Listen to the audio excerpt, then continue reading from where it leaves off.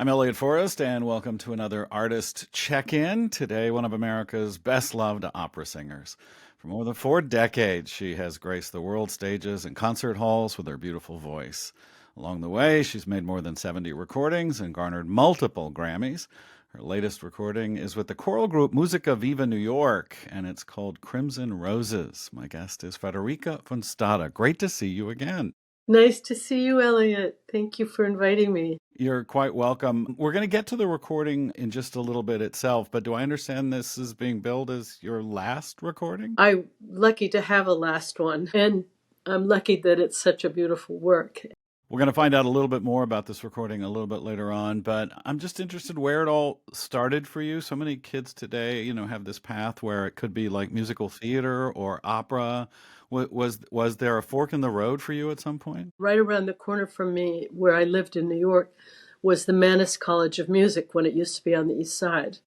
And so I wanted to enroll in sight reading classes, and they encouraged me to enroll in the whole program. So I did. I worked as a secretary and took my classes and had never really heard of Mozart, believe it or not. Didn't know what I was doing, but I just kept on going, and I met my wonderful teacher, Sebastian Engelberg. And slowly, in the process of the 4 years there, I fell in love with opera, never abandoning my passion for Broadway and going to every show I possibly could. And my teacher said, I think you should enter the Met auditions. And I thought, I was, my late teens, early 20s, and more important was deciding what nightclub to go to that night than the Metropolitan Opera. But I entered, and then to my complete and utter amazement, I got a prize, and then because of a series of circumstances, got a contract. So I was in. I want to back up just a second for the National Council auditions because before The Voice, before American Idol, I'm not sure people really appreciate this process for the National Council auditions and what that has really meant for those singers and meant for us in the sense that Renee Fleming, you, Susan Graham, it's like this incredible place where people often have, never been to New York, much less come to New York and Right. then audition on the stage of the Met. On the stage of the Met. What was Yeah. that like for you? It was pretty darn exciting. I'll tell you, it was amazing. And in support of the audition and the whole organization, we were treated like royalty. We really were. There was this marvelous lady named Patter Gimber, who I will never forget. And I remember walking across the back of the stage, which, as you know, at the Met is gigantic, and hearing the other singers sing as I was about to go out and thinking, oh my gosh, what am I doing here? This is ridiculous. And she said, everybody sounds better from back here. And that's just who she was. She soothed our nervous souls. She brought us lozenges. It was a beautiful experience. The whole thing, we all ended up loving each other. Once you started to perform professionally, I'm curious if you had mentors or whether the collaborators became mentors. What comes to mind? If one realized the Army, Navy, and Air Force that are behind every opera singer, they would be down on their knees 24 hours a day. There are your coaches who are marvelous. My teacher, Mr. Engelberg, who was like a father to me, a grandfather and a shrink and everything else. There's the wig lady. There's the makeup guy. There are the people like Rosie at the Met who used to be the dressers. They're all, when you come through the door of the Metropolitan Opera House, when in my day we were greeted by Winnie and Mary, and they would, how are you? Great. It was a family. For me, it was a very safe place to be. And all those people were my mentors. I had a great manager, Matthew Epstein. Fantastic. He shoved me down everybody's throat. He said, I'll give you Marilyn Horne, but you got to take this girl. And I wouldn't have had a career without him, for sure. Colleagues become mentors too, Some of my best advice, one of the best pieces of advice I got from Marilyn Horne. We were on stage at Carnegie Hall, and I was fidgeting during a dress rehearsal. She said, keep your face in the light. And that was it, best tip I ever had. If you want to be seen, if you want to be heard, you got to put yourself out there. I think maybe a long time ago, I was one of the first people to do an interview from a young PR guy that started composing. Jake Heggie, what has he meant to you in your career? He is truly one of the most gifted composers, but he is one of the most gifted human beings I think I've ever known. He's a man of letters. He's informed. He's curious. He believes in humanity. He's genuine.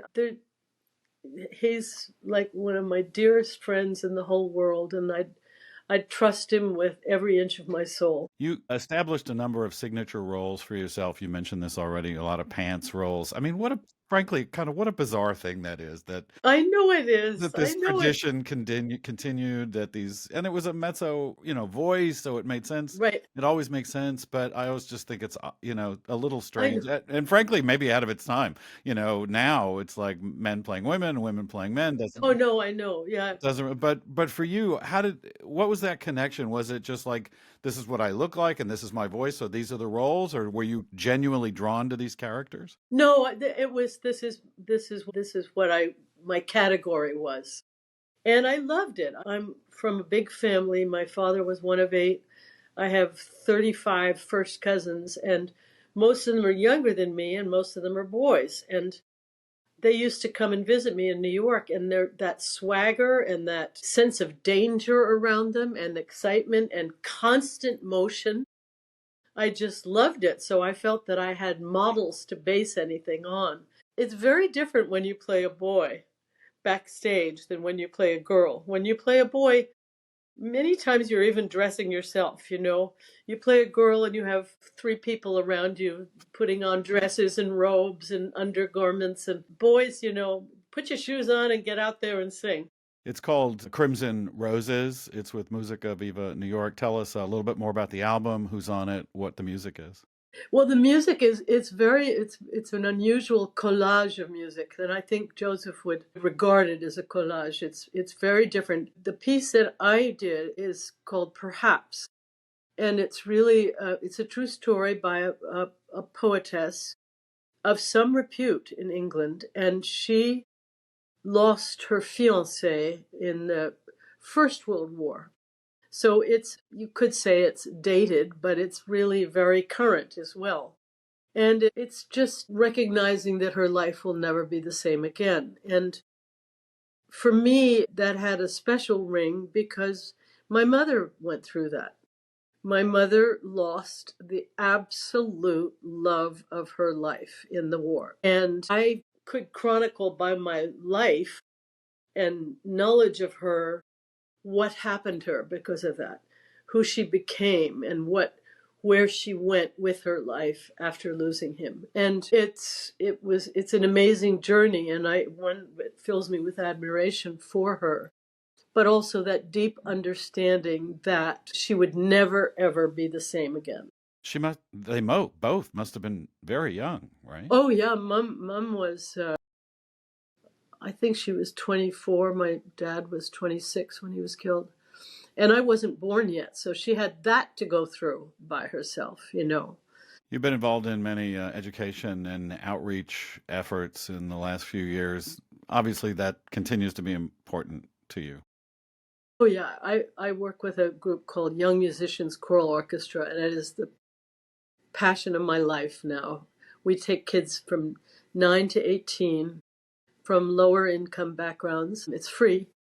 And we have a full orchestra, we have two jazz bands, we have an opera department headed by this marvelous musician, Jim Meredith. The program is run by a great jazz musician, Geechee Taylor, and we perform all over, and I'm always hunting for bucks for it. But it's so exciting. I mean, we had a little girl the other day. She's 12 and a half, and she was singing The Queen of the Night. And it was there. You couldn't put it on stage yet, but it was there, every note, and the confidence. And see, kids they don't know it's that hard yet. You announced a semi-retirement a while ago, and you've said that this is your last recording, but it seems like you've got plenty of time in life. What are your plans?